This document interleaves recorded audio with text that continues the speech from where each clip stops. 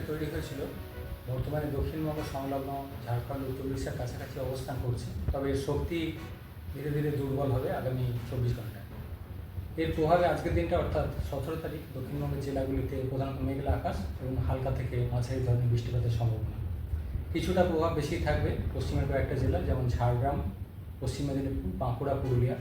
এই জেলাগুলো স্থানীয়ভাবে দু এক জায়গায় ভারী বৃষ্টির সম্ভাবনা। অন্যান্য জেলাগুলো হালকা থেকে মাঝারি বৃষ্টির সম্ভাবনা 17 তারিখ। 18 তারিখ থেকে 20 তারিখ বৃষ্টিপাতের পরিমাণ কমবে দক্ষিণবঙ্গের জেলাগুলিতে, প্রধানত হালকা ধরনের বৃষ্টির সম্ভাবনা, দু এক জায়গায় মাঝারি ধরনের বৃষ্টিপাতের সম্ভাবনা থাকবে, বৃষ্টিপাতের পরিমাণ কমবে। আবার 21 তারিখ থেকে কিছুটা বৃষ্টিপাত বাড়বে দক্ষিণবঙ্গের জেলাগুলিতে। 21 তারিখে স্থানীয়ভাবে দু এক জায়গায় ভারী বৃষ্টির সম্ভাবনা রয়েছে। উত্তর দক্ষিণ 24 পরগনা, পার্শ্ববর্তী নদিয়া, এই জেলাগুলো স্থানীয়ভাবে দু এক জায়গায় ভারী বৃষ্টির সম্ভাবনা তৈরি হবে। উত্তরবঙ্গের ক্ষেত্রে বৃষ্টিপাত আজকের দিনটা অর্থাৎ 17 তারিখ বেশি থাকবে উত্তরের জেলাগুলো, দার্জিলিং, কালিম্পং, জলপাইগুড়ি, কোচবিহার, আলিপুরদুয়ার। এই জেলাগুলোয় দু এক জায়গায় ভারী বৃষ্টির সম্ভাবনা রয়েছে।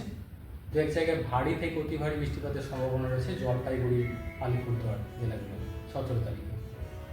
18 থেকে 19 তারিখ উত্তরবঙ্গে বৃষ্টিপাত আরও বাড়বে, বিশেষ করে উত্তরের জেলাগুলো।